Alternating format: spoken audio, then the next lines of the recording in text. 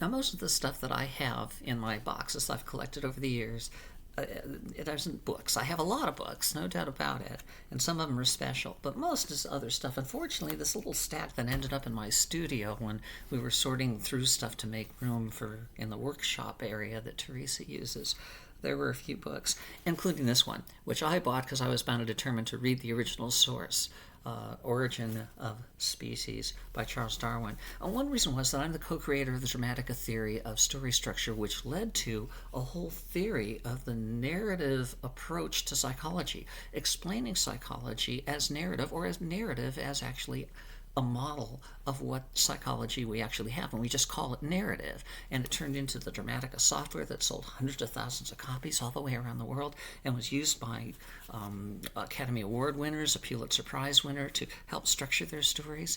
Very successful. I ended up with a lot of money in the end. I got a royalty always, but interest petered down because it was really hard to use this Dramatica software because the theory is very complex, very complete. It's been lauded by people in the academic community, but of course we don't have any credentials there, so it was hard for people to buy into it there and put their neck on the chopping block, as it were. But Dramatica was this theory that I hoped would change the world.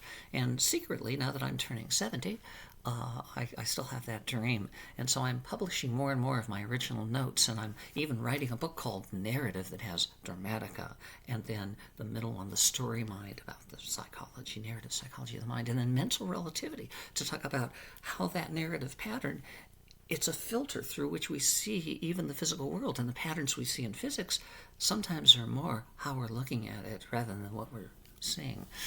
Anyway, this book I got because I wanted to see how somebody else did it. How did he become famous for discovering the origin of species? And I also was curious on the subject. I like all those PBS documentaries. So in any event, this is the theory that shook the world. Okay, that's what sold me on it, because I have a theory that hasn't shaken the world. In fact, nobody even noticed the tremors. Like in California here, if you have an earthquake that's under 3 on the Richter scale, you don't even notice it, and if it's a 5 or something, you probably sleep through it. It's only the big ones. Well, it's apparently a big one. It shook the world.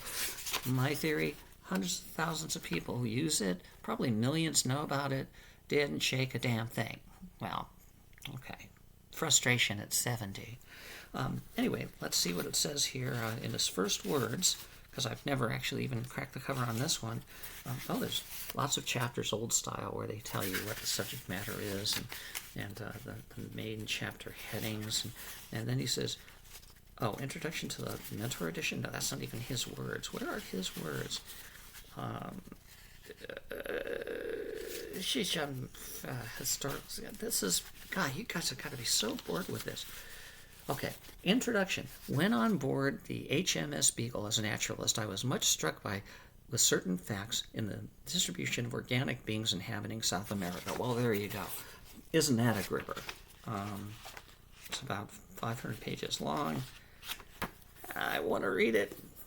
Will I read it first? Will I die first? Who knows? That's the joy of being almost 70.